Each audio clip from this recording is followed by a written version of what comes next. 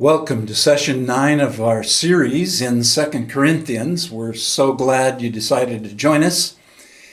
Today we're looking at 2 Corinthians chapter 8, verse 15, all the way through chapter 9 and verse 5.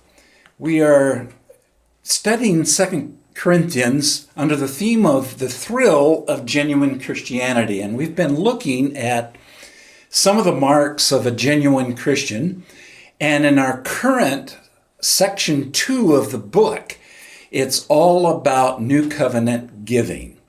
And so the thrill of genuine Christianity is our theme. And we saw in our last session that we are not limited to the idea of the tithe, but to be grace givers. It's more important that we give than that we wait until we have 10% to be able to give. We could give right away, right? If we say, okay, 2% of what I'm bringing in, that's what I'll give. But you could also give 14% or 22%. The amount is really not the point at all. In fact, under the New Covenant, we don't give a tithe. That's an old covenant concept. Paul introduces us in these two chapters, 2 Corinthians 8 and 9. He's introducing to us the concept of grace giving. And I always say what the law demands, grace provides, and even more. That's what it's about. But it's interesting when we get to chapter 8, verse 16, in our text today, through chapter 9, verse 5. He's not only concerned that we give, he's also concerned about the procedure that we follow in a giving program for a local church. Instead of asking for money while he was present at a church and ministering as a missionary or teacher or preacher, what Paul did is he would wait until he had gone to the next location, because he was itinerant. He moved from church to church. He wouldn't ask for money while he was there, but after he left and went to the next church, then he would ask for money. And that's what's happening here, since Paul is writing from Macedonia, not Corinth. He's writing to the Corinthians and encouraging them to give, not to his ministry, but to give to help the poor in Jerusalem. The saints in Jerusalem were struggling. And so he encourages them to give.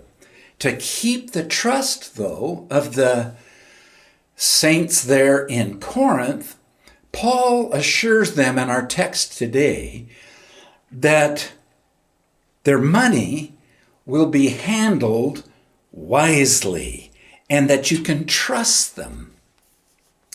You know, even today, in the United States of America and here in Vancouver, Washington, we know that it's sometimes true that scandals hit the church with regard to money and the handling of money. There is the story of the Word of Pentecost Church in Ohio. They trusted their pastor for 10 years.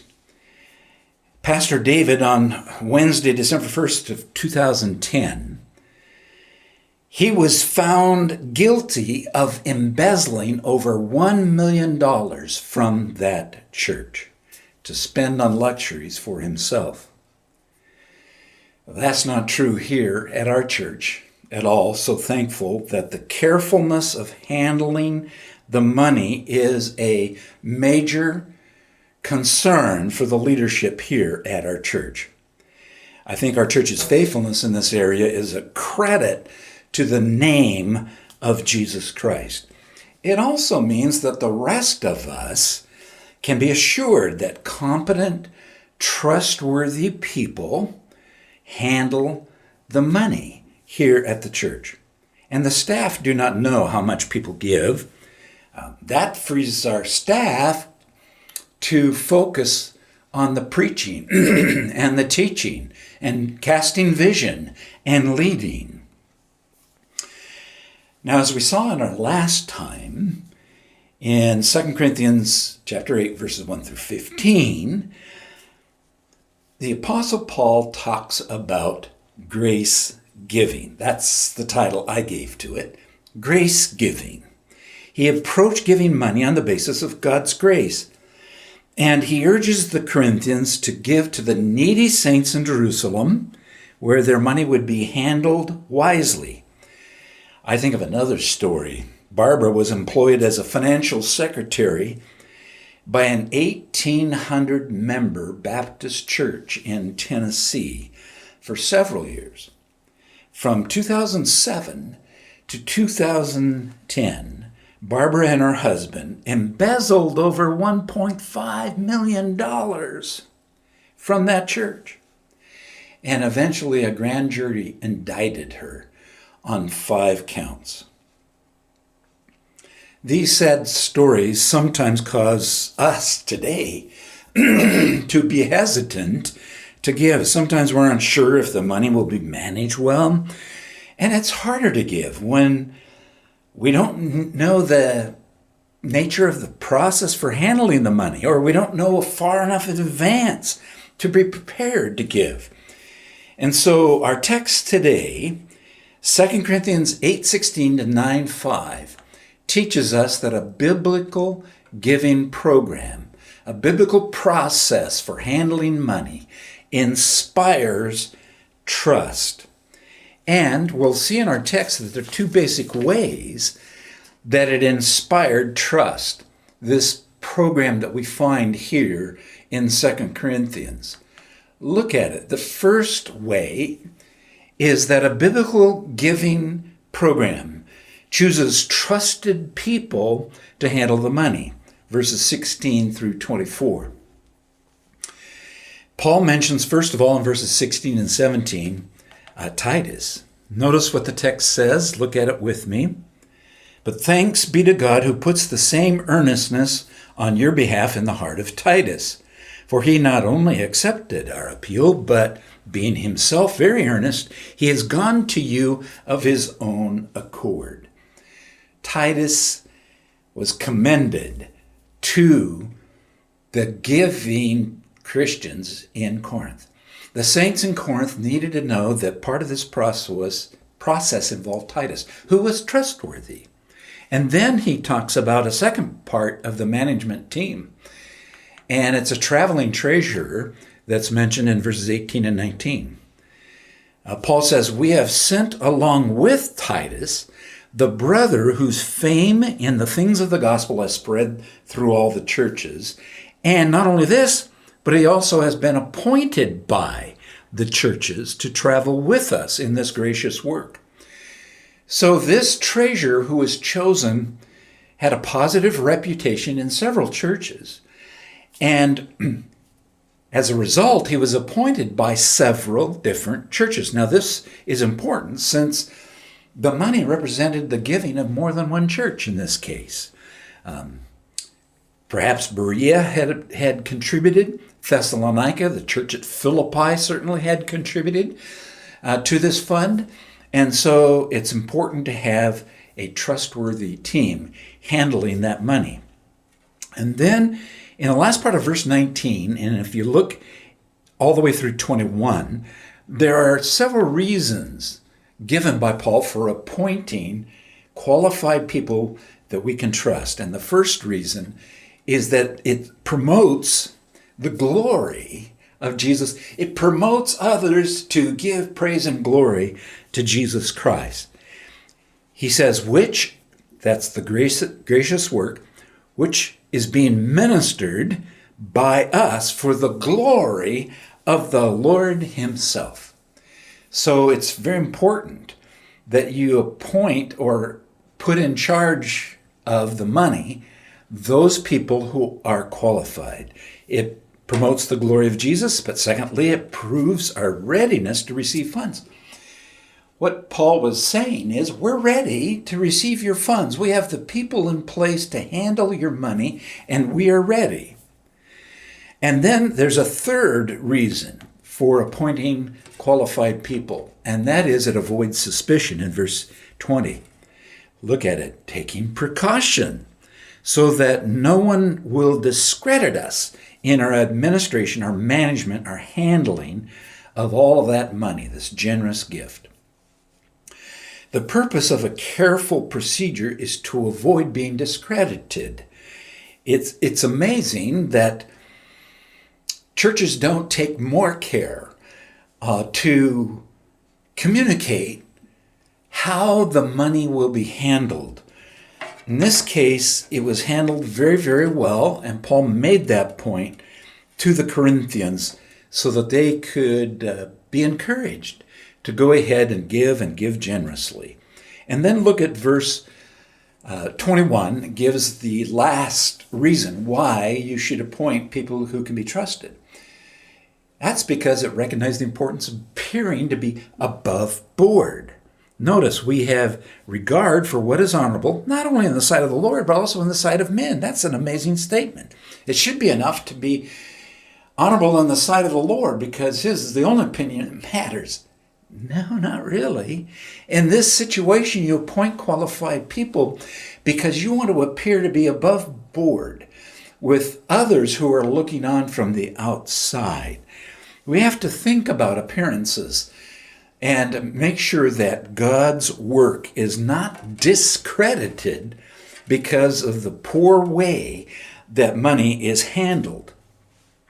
Now notice in verse 22, because here we have a tested trustee introduced to the team. Paul says, now these two men that I've already mentioned, Titus and this treasurer, we have sent with them a third individual, a dear brother, whom we have often, now notice this, tested and found diligent in many things. In other words, we're putting a third member onto the team, and this person is proven. This person is tested and found diligent in many things. So fundamentally, it's important to understand that who you put in charge of the money can make all the difference with regard to a biblical giving program that reflects genuine, authentic Christianity. So they should be tested and proven. Now look at verses 23 and 24 with me. There's a summary here. Verse 23 says, "As for Titus, he is my partner and fellow worker among you." In other words, Titus can be trusted like Paul is trusted. Titus is a partner in this ministry and a fellow worker. As for the brethren, he says, they are messengers of the churches of glory to Christ. Now, this word messengers is very interesting because it's the same word that we get our word apostle from. They are apostles of the churches and the glory to Christ. Why is it translated messengers here? Because the title apostle, it is reserved for a person who is sent by the Lord. Here, these messengers are sent by the churches. So it's translated messengers rather than apostles. They are messengers. It means the same thing. An apostle is a sent one. A messenger from, in the case of the Lord, it's from the Lord to us, to the early church. In this case, Ephesians 2:20 says that the early church is built on the foundation of the apostles and prophets, Jesus Christ being the cornerstone. So the word apostles is inappropriate here because the men we're talking about did not rise to the level of an apostle. They didn't meet the requirements. But they were messengers of the churches, and it's plural. It's not just messenger of one church or two churches, but of the churches. Again, very important. And these messengers are a glory to Christ. What an amazing thing. Now, why is he saying all this? So that the people of the church would give generously. That's why. When we give generously, we show that we trust this team with the handling of the funds. Look at verse 24. Therefore, openly before the churches, you Corinthians now show that team the proof of your love and of our reason for boasting about you. Paul spoke of them in positive ways to other churches. And Paul didn't want to be disappointed that what he said wasn't true. Instead, he encourages the Corinthians to give generously to show their trust in the handling of the money. That's a key principle in this section. It is so important for us. Now, there's another thing we need to think about, and that is, what about your local church? How is the money handled in the local church? Is there accountability? The two examples I've already given, there was no accountability, clearly. There was no auditing of what was happening in those churches. And as a result, funds were embezzled and used for personal gain. And that is so sad.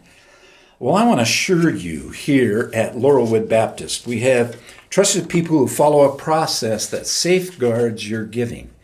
And the process I'm about to describe, of course, is what normally occurs at Laurelwood Baptist Church before the pandemic hit. Now we don't even pass an offering plate. There's no way to do that because we're not meeting together. Online giving is occurring instead. And praise the Lord, the giving is up at our church during this pandemic. But I want to describe to you what happens when we get back to normal and we're worshiping together and an offering is collected on a Sunday. What happens at our church is that two ushers together carefully count the money and they put it in a locked safe in the church office with a tally sheet. So these two ushers, and there's very important that they're two trusted men, to verify the count of the money, and then they fill out a tally sheet. And then sometime later, bookkeeper and other office administrator count it later to verify the tally sheet, and the bookkeeper then takes it to the bank for deposit. And then the thing to remember is that the safe that's located in the office can only be opened with certain keys. And it takes two keys to open the safe. In our church, the bookkeeper and office administrator each have a key. Now, hard copies of that usher count and that tally sheet are kept on file on site here at the church for at least 7 years. Why? Because if there should ever be a question raised about the integrity of what is happening at our church, we can pull out the file and verify the facts. Another thing we need to understand here at our church is that the church staff does not know what individuals are giving. That protects your privacy, and you should never think, well, the pastor knows that I don't give any, no, he doesn't. None of the staff know what individuals give, and that's important because we want the ministry staff here at Laurelwood to be free to minister to you personally without some sort of unconscious bias toward you or against you with regard to giving. We just want to minister to you. The church staff here wants to pray for you, wants to minister to you, wants to love you, wants to talk to you like they would any church member and have no bias at all. This also protects your privacy. So, what have we said? Well, a biblical giving process inspires trust. And when we choose trusted individuals to handle the money, then we're inspired to go ahead and give generously because we know the process is trustworthy. There's a second way in our text that inspires trust, and that is a biblical giving program encourages the givers to be prepared in advance of the collection. Look at chapter 9, verses 1 and 2. Paul says, "For it's superfluous for me to write to you about this ministry to the saints, because I know you're ready to give. In fact, I boasted about it to the Macedonians, namely that Achaia has been prepared since last year, and your zeal has stirred up most of them in Achaia to give." So clearly, the church in Corinth was ready to give. And that's an important principle. And Paul is encouraging this church to make sure that it gets done. Be ready to give.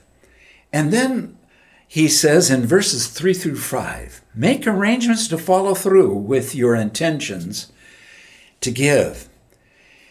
In verse 3, he says, "But I have sent the brethren in order that our boasting about you may not be made empty in this area, in this case, so that, as I was saying, you may be prepared." It's very important for the Apostle Paul that they be prepared. Be prepared in advance, because that's biblical giving. A biblical giving program doesn't respond to arm twisting. It decides to give in advance and decides to give generally. So he wanted to make sure that his promise, his prediction about them would be true. And then verse 4, he wanted to make sure that the gift would be ready in advance. Otherwise, he said, verse 4, "If any Macedonians come with me down there to Corinth and you're unprepared, oops, boy, that would be embarrassing. We'd be put to shame by this confidence." So again, I say to you, it's very important to be prepared in advance. This is true of you as an individual giver. That is, you should be intentional and you should be prepared to give and not wait until, oh, yeah, that's right, the offering, and then you reach into your wallet and pull out some change. No, your giving as an individual should be well thought through in advance. And you have to be prepared to give. It implies that you have a budget, perhaps. It implies that you have purpose to give generously to the Lord's work.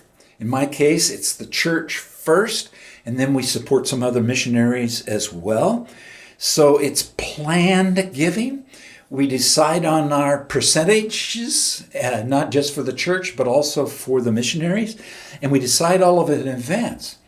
Back in the day when you used to write checks, I used to get out my checkbook and I'd write that check first before paying any of the other bills. So what I did in actuality back then, I still do in my heart and in my attitude with regard to the giving.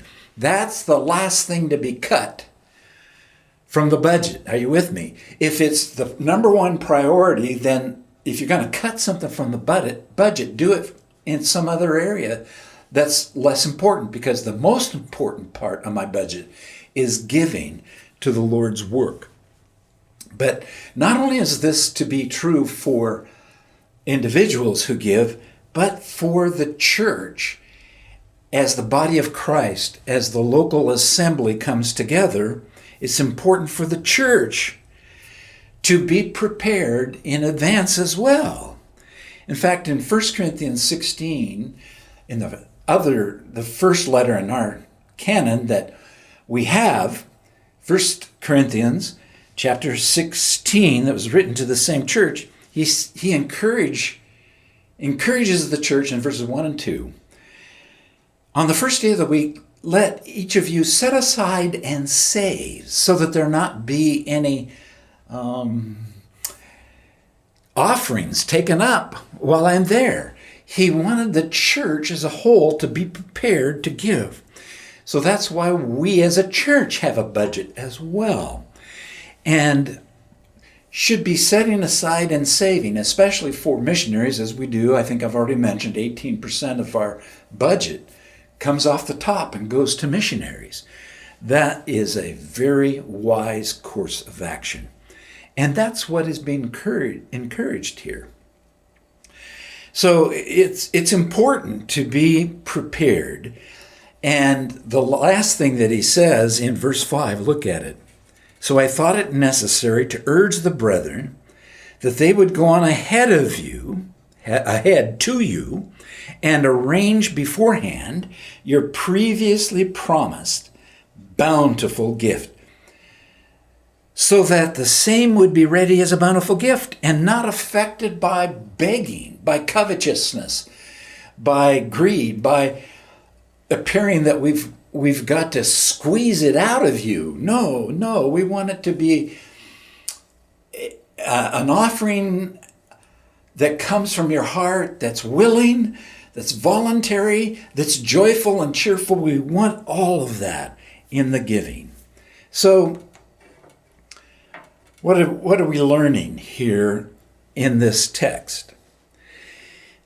We are learning that a wise procedure for handling money includes preparation.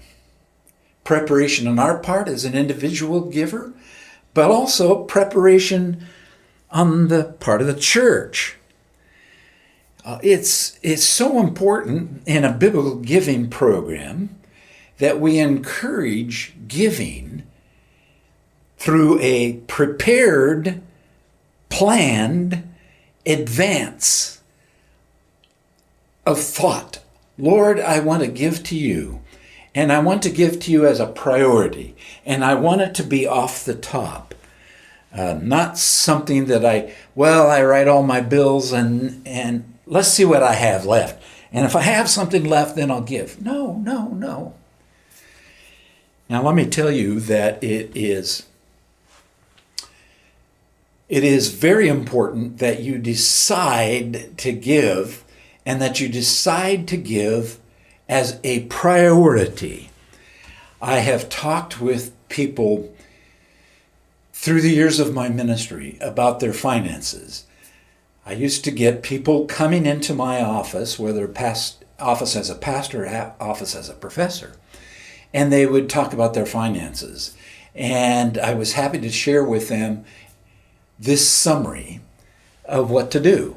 Because one couple came in, they had 32 credit cards that they were using. They came into my office and they sat down and said, we just don't know how to take care of this. And with them and with many others, my answer is simple. My first question to them was always, are you giving to the Lord's work? Well, pastor, professor, you see our finances here. We don't have any money to give. And then I would say, are you giving to the Lord's work? Because if you're not giving to the Lord's work first, I can't help you. I can't bring you out of debt. We have to have the priority on the Lord's work. And then, of course, I give them a plan to work off the debt, looking at those credit cards that are charging the most interest, get them paid off first, and we start to whittle it down. But before we even do that, give something. If it's 2%, give that to the Lord first. Communicate to the Lord that He is your priority. And I have found without fail that every one of these people eventually come out of debt. They've got to follow wise procedures, but the first wise procedure is to give to the Lord first. Write that check first. Send it in. And these people have come back to me over and over again, and they say, Pastor John, Dr. Wecks, that worked. We are now free from debt. This was before Dave Ramsey or any of those guys were on the scene, because my pastoring days were started just after the Civil War. So long before Dave Ramsey, these principles were being shared. and people were getting out of debt. So I'm encouraging you, if you're watching this and you're struggling with your finances, there's several things I would encourage you to do, and I don't have time to go into all of them in this session, but I would say to you, make sure you're giving to the Lord, number one. And then number two, get rid of those credit cards. Start cutting them up. Pay off those cards and cut them up. Keep one, keep two credit cards, general credit cards. Not one to this store and one to this store and all of that, but a general credit card that works in both stores, so that you can manage that money and not overspend. There's so many other things that could be said and that I did say to these people. But my point here is, first step is the important one. The Bible says it. The Bible encourages it. The idea of first fruits is real. You ought to make it a priority to give to the Lord's work. Your giving is an act of worship. Even as you give automatically online. Lord, thank you that I have money to give. Lord, thank you that I can give it to your work. And I do so with praise and thanks in my heart. We also have to think about whether we're giving it to an institution, a missionary, or a church that is handling things wisely.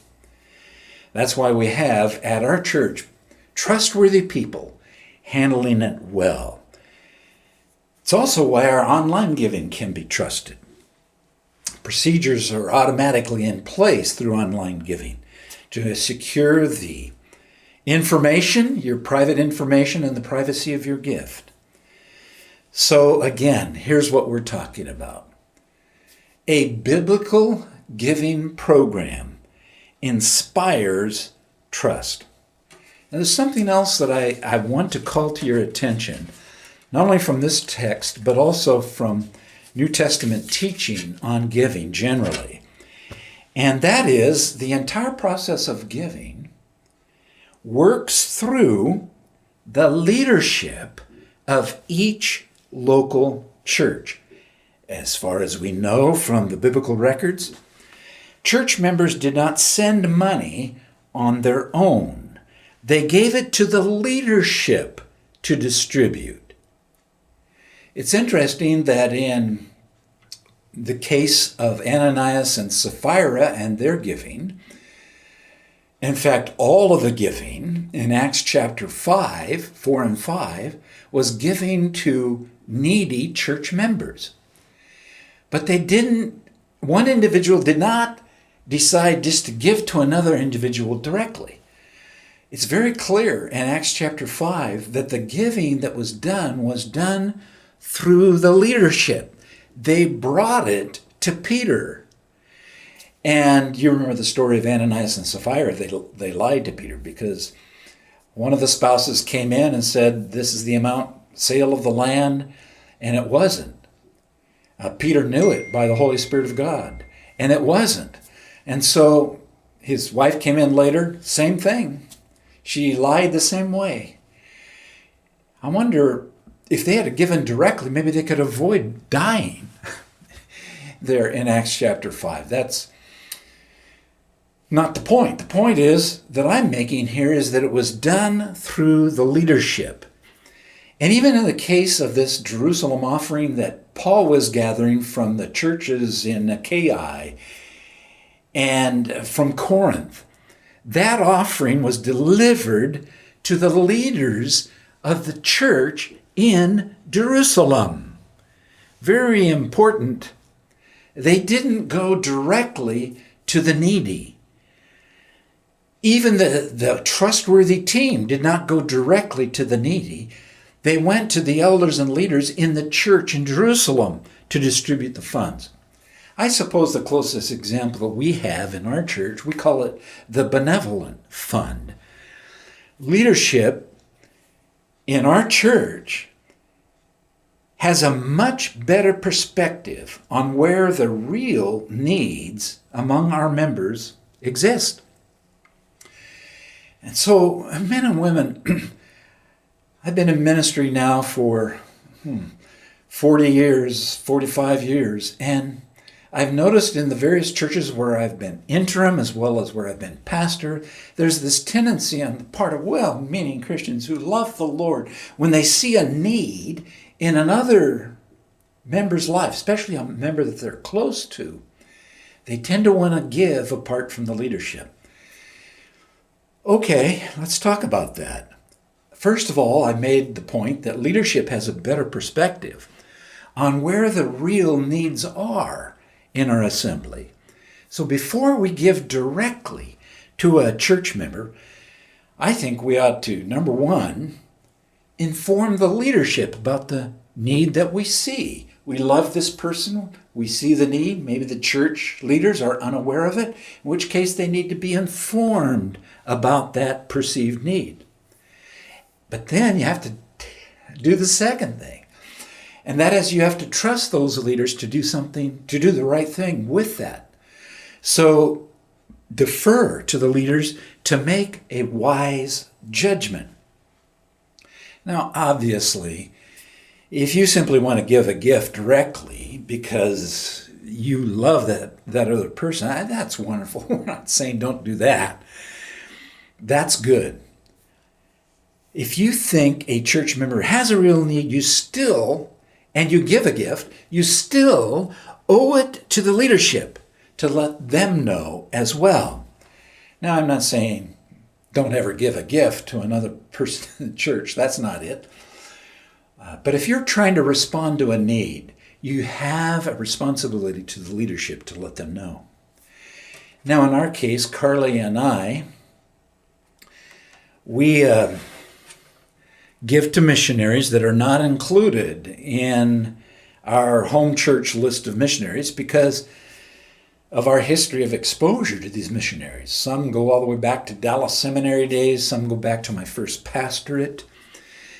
Part of our decision to give is whether there is a confidence that the mission agency leadership and management of funds is competent. So we have to think about that in terms of our giving, in our case, to these individual missionaries. Now, I was reminded by the Lord, however, that whether or not we think the leadership is competent, especially in our local church, we should give anyway. We have a responsibility to give. If the leadership is thought by you to be incompetent, that shouldn't matter. And here's why. Here's what the Lord reminded me of. The widow and her 2 mites. When she gave, who was she giving to? Corrupt leadership that eventually crucified Jesus Christ. And yet the Lord commended her for her giving.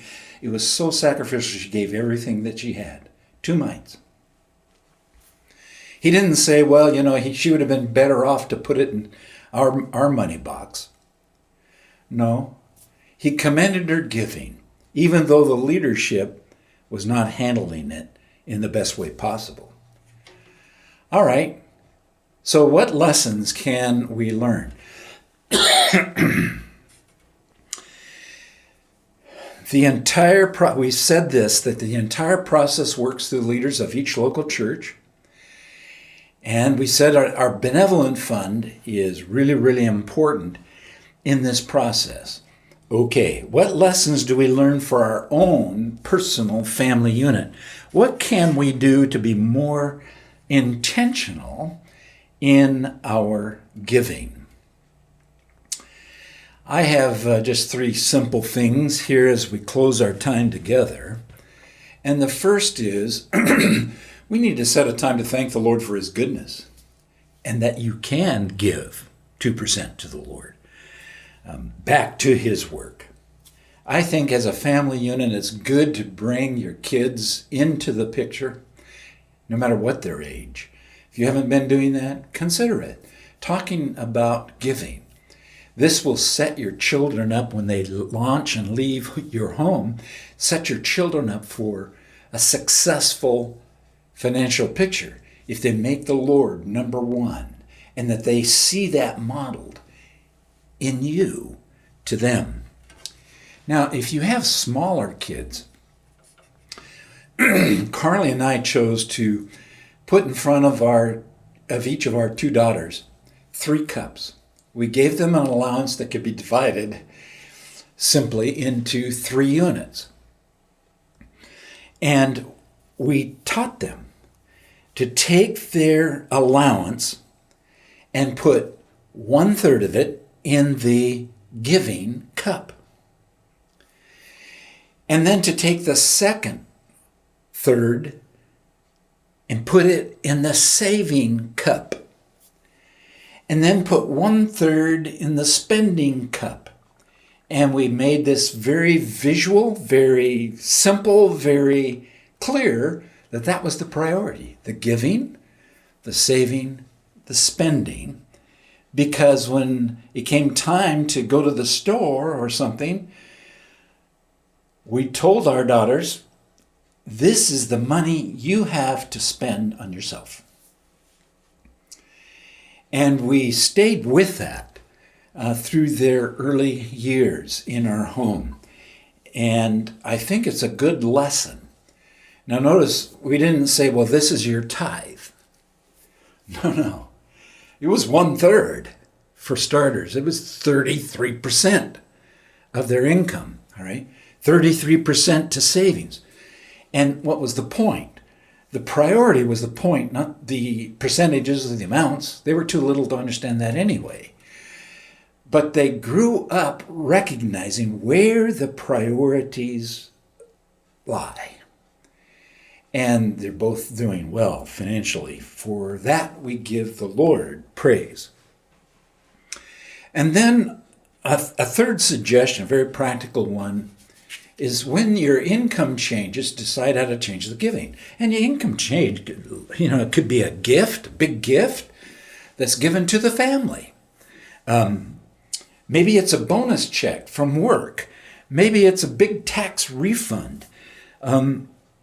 Maybe it's a simple salary change. And there's been an increase in salary. Well, that should increase the giving, because it's always best that a percentage be chosen, not an amount. I hope you're with me on that. Because what happens if the income increases in some way, the percentages have already been decided. If it's a big bonus, you already know what percentage of the bonus is giving to the Lord's work. So whatever the percentage is, you allow that then to dictate what happens when there's an income change. Same thing if somebody loses a job or somebody's personal income has gone down like it has in the pandemic for so many people. And that is so sad to watch. It's all right, men and women, to give less to the Lord's work because you don't have the income anymore that you used to have. The Lord understands these things. I've said, and I'll probably say it in our next lesson together, that when you set a percentage, the Lord figures out, and this percentage goes to the Lord's work. The Lord figures it out. Of course he does. That if he gives you more income, then the giving to his work increases as well. The Lord loves to entrust more income to individuals who've made giving to his work number one priority at a certain percent. How do you increase that amount that's given? Answer, you increase the income, because the percent increases the giving. It's a very simple principle, and what I'm saying in this last example is that's why it works. God begins to put more into your bucket. God begins to give you more because he can trust you as an individual giver to, whenever there's a change in income, to adjust it so that you're giving more because the income has increased. Well, this is the end of chapter 9 and verse 5 on the whole program of giving. Next time that we're together, we're going to talk about the thrill of experiencing increased effectiveness as a Christian for Christ. Increased effectiveness. Wouldn't that be nice? So that'll be our next session together. Thank you.